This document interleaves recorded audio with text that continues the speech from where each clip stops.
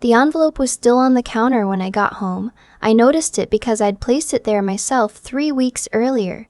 A thick, cream-colored envelope with my name written in my mother's handwriting.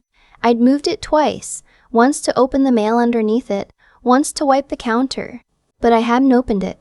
I think somewhere in me I already knew that whatever was inside would require a version of myself I wasn't ready to be yet. My name is Thea. I'm 31 years old. I work as a physical therapist at a rehabilitation clinic outside of Columbus, and for most of my adult life, I believed my family was just difficult. Not toxic, not broken, just difficult in the way that a lot of families are difficult, where you learn to hold your breath in certain rooms and smile at certain dinners and let certain things go because the cost of not letting them go is higher than you want to pay. I had been doing that for years, but there are some things you can't let go of. There are some things that when they're taken from you, don't just leave an empty space. They leave a hole with edges so sharp you bleed every time you accidentally brush against it. My grandmother, my dad's mother, passed away 19 months before all of this happened. She died in the fall, in the house she'd lived in for 40 years in a small town just outside of Dayton. She was 83. She'd had a good life and she knew it, and she died in her own bed with the window cracked because she always said she wanted to hear the leaves. She left me her brooch. It sounds simple when I say it like that. A brooch. But this wasn't just jewelry. This piece had been in our family for 4 generations. Her grandmother brought it over from Eastern Europe in the early 1900s, hand-forged silver with a small inlaid garnet, the kind of work you simply can't replicate anymore. It had been appraised twice in my grandmother's lifetime. The last appraisal, done about 8 years before she died, put it at just over $400,000.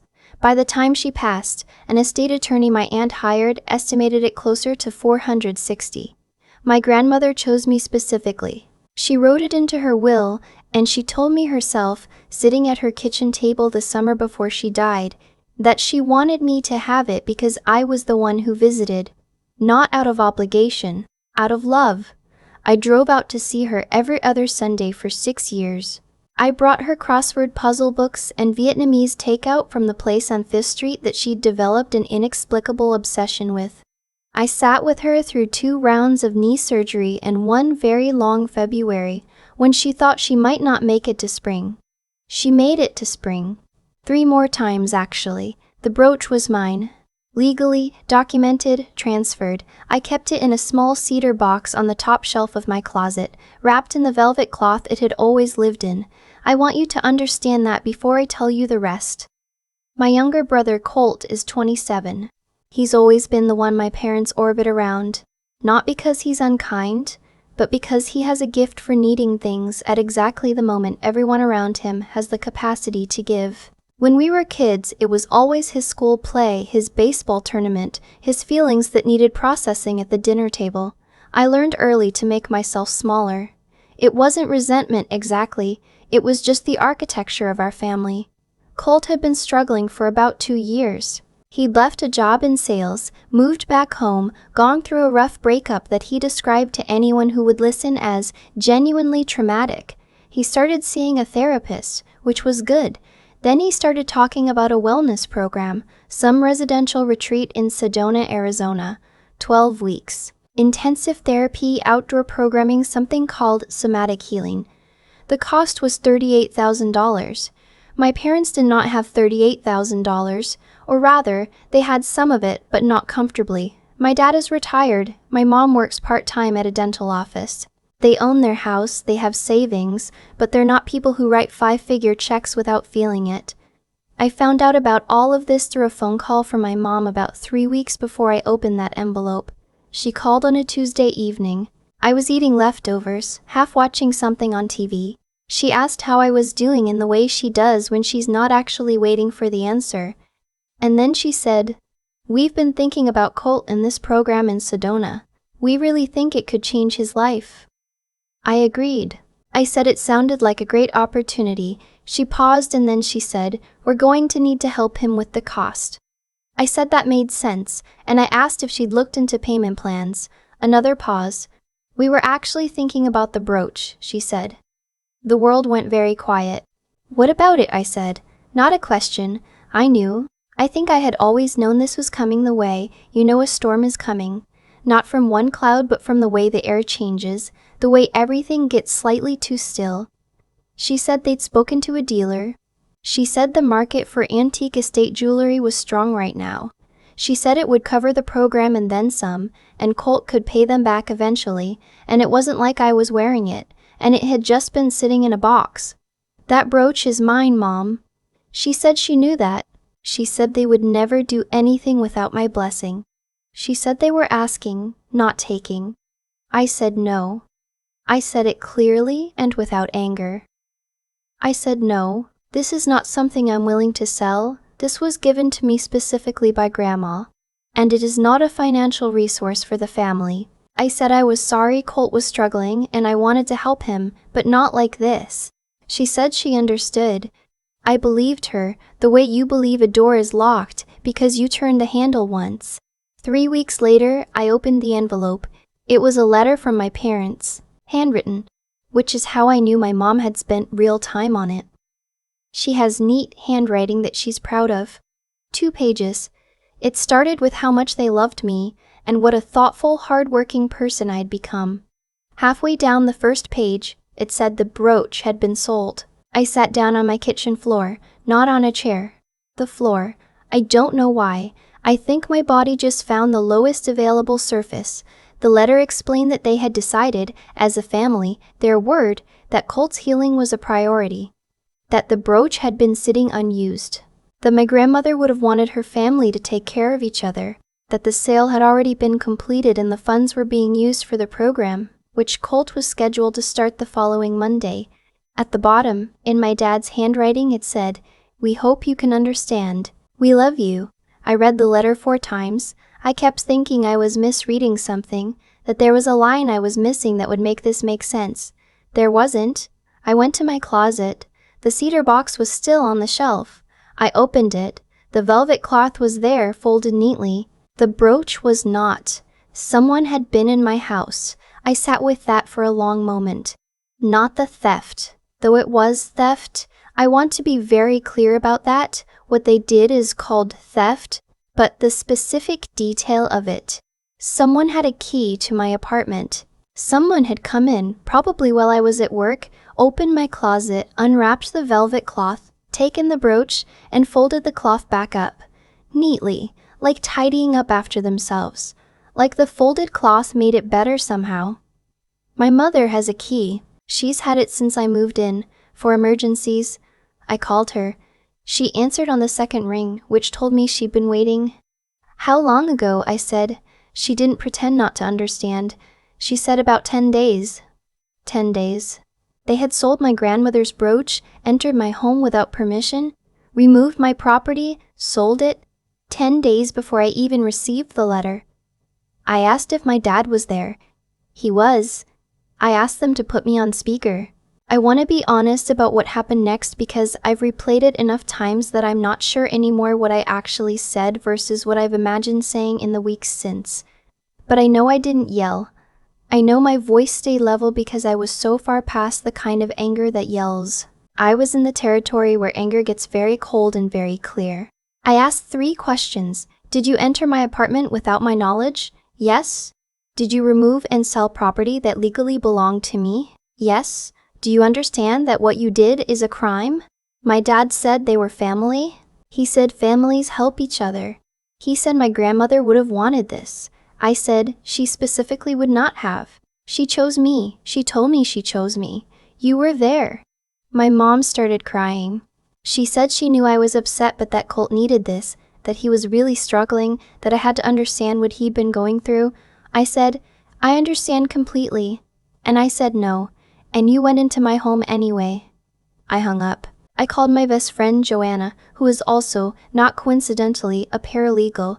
She answered and I told her what happened and there was a long silence and then she said, very quietly, Thea, that's a felony. She walked me through it while I sat on my kitchen floor with the empty cedar box in my lap. What they'd done wasn't a gray area, unauthorized entry, theft of property valued over $100,000, sale of stolen goods. These weren't technicalities. These were serious charges. Joanna said she could refer me to a criminal attorney she trusted and that I should also contact my renter's insurance company immediately. I asked her if she thought I should do it. She said, "I think you need to decide what you can live with." I thought about that for a long time. What I did next, I want to explain carefully because people are going to have opinions about it and I've already heard most of them. I did contact an attorney. Her name is not important, but she was direct and clear and she confirmed everything Joanna had told me. She said I had a very strong case. She said the documentation trail, the will, the probate transfer, the appraisal was clean. She said we could pursue criminal charges and civil recovery simultaneously. I asked her to draft a demand letter first, not to file charges. To send the letter, I wanted my parents to understand, in formal legal language, exactly what they had done and what the consequences could be. They received it on a Thursday. My mom called 17 times between Thursday afternoon and Friday morning. I did not answer. My dad called twice. He left voicemails. I listened to them once, then deleted them.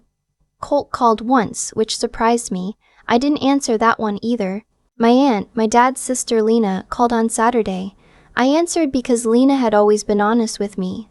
She didn't make excuses for what my parents had done. She said, "I want you to know I told them this was wrong before they did it." They didn't listen to me either. That mattered to me. Lena asked if I was going to press charges. I told her I hadn't decided yet. She said, "Whatever you decide, you're not wrong." Here's what people don't always understand about these situations.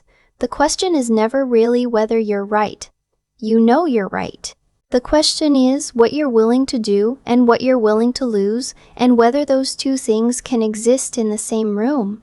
I grew up in my parents' house. I have 29 years of Christmas mornings and birthday phone calls and Sunday dinners in that ledger. My dad taught me to drive in an empty parking lot on a Saturday morning when I was 15. My mom sat up with me once until 2 in the morning, helping me study for a pharmacology exam I was convinced I was going to fail. Those things don't disappear. They sit next to everything else and you have to look at all of it at once. But here is also what I know. My grandmother sat with me at her kitchen table and she said, "I want you to have this because you showed up. Not because I was the oldest, not because I was the most responsible. Because I showed up. Because I drove 45 minutes every other Sunday for 6 years. Because I chose her on the days when choosing her wasn't convenient." And my parents walked into my home and took that. I made 2 decisions. The first was that I was not going to pursue criminal charges. Not because they didn't deserve it, not because what they did was acceptable, but because I know myself, and I knew that if I set that in motion, I would spend the next 2 years in a process that would hollow me out. I wasn't willing to give them 2 more years of my life. The second decision was that I was going to recover the brooch. My attorney sent a formal letter to the dealer my parents had sold it to, stolen property, provable chain of title, legal documentation of ownership. The dealer, I will give him some credit here, did not put up much of a fight. He had purchase records. He had paid my parents what the market bore. He would need to be made whole on his investment. There were several weeks of back and forth that I am going to compress here because it was exhausting and tedious and I don't want to relive it in detail. What I will tell you is that I got the brooch back, not for free. I paid the dealer the difference between what he paid my parents and the current appraised value, which came out to about $14,000. Money I had saved carefully over several years, because I am the kind of person who saves carefully, which is, I realize, possibly part of the point. The brooch is back in its cedar box. It's in a fireproof safe now, in my closet, with the combination written down in 2 separate locations that are not my apartment. My parents still don't fully understand why I won't return their calls. I've had exactly 1 conversation with my mother since all of this happened. She called from a different number in November, and I answered thinking it was the clinic. She said she wanted to explain. She said they'd thought about it, and they believed they had made a difficult choice in a hard situation. She said they hoped I could see it from their perspective. I said, "You came into my home without permission and took something my grandmother left me specifically. You did it 10 days before you even told me. There is no perspective from which that is okay." She said she was sorry I felt that way. not sorry for what she did. Sorry that I felt a way about it. I said, I know, and I hung up. Colt finished the program in Sedona in January. I know because Lena told me. She said he seemed better, clearer, more present. I'm glad for that. I mean it without irony. I hope he keeps going to therapy, and I hope he builds a life that holds him. I just also know that his healing did not require my compliance. It required my property, without my consent, which is a different thing.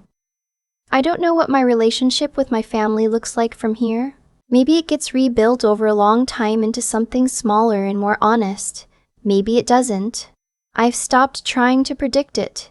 I've started trying to just be here, in my own life, with the parts of it that are actually mine. I keep the cedar box on my nightstand now. Not on a closet shelf, on my nightstand, where I can see it. Some mornings I open it just to look at her. The silver has a warmth to it that doesn't photograph well. You have to see it in person. 4 generations. An ocean crossed. A kitchen table in Dayton. I showed up. That was always the whole thing. I showed up, and she knew it, and she left me the proof. No one gets to take that from me again. Not without a fight they are not prepared for. I've thought about what I would say if someone asked me whether I regret any of it. Not just the legal letter, not just the $14,000 I paid to get my grandmother's brooch back. All of it. Every Sunday drive to Dayton. Every crossword puzzle book. Every February I showed up when showing up was hard. And the answer is no. Not a single part of it. Here's what I've come to understand. Not from anyone telling me, but from living through it, the way you treat people over a long period of time is not invisible. It lands somewhere.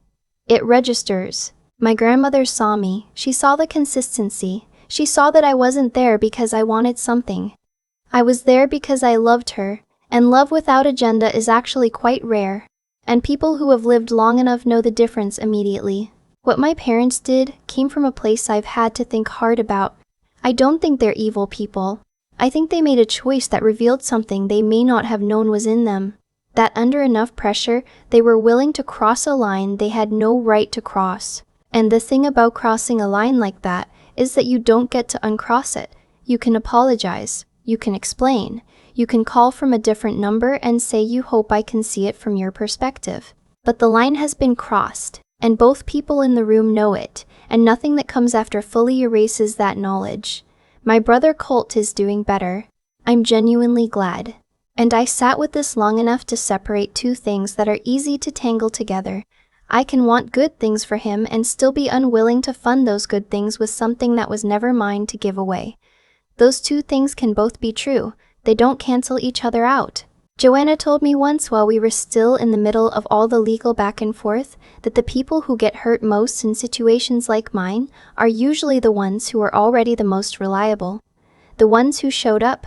The ones who never needed much. And I think there's something real in that. Not as a complaint, but as a pattern worth recognizing. When you're the person who handles things quietly and asks for little, the people around you can start to see your stability as a resource rather than a quality. They stop asking and start assuming. And eventually, they stop even asking. I'm not that person anymore. Not because I've become someone who withholds or keeps score, but because I've learned that being reliable doesn't mean being available for everything. It means being trustworthy, and you can only be trustworthy to others if you're first trustworthy to yourself. The brooch is on my nightstand. I see it every morning, and every morning it reminds me that showing up, really showing up, consistently and without needing a reward for it, is its own kind of integrity. It doesn't always get recognized in the moment. Sometimes it takes decades. Sometimes the recognition comes from someone in their 80s who writes it into a legal document because she wants to make sure it outlasts her. That's enough.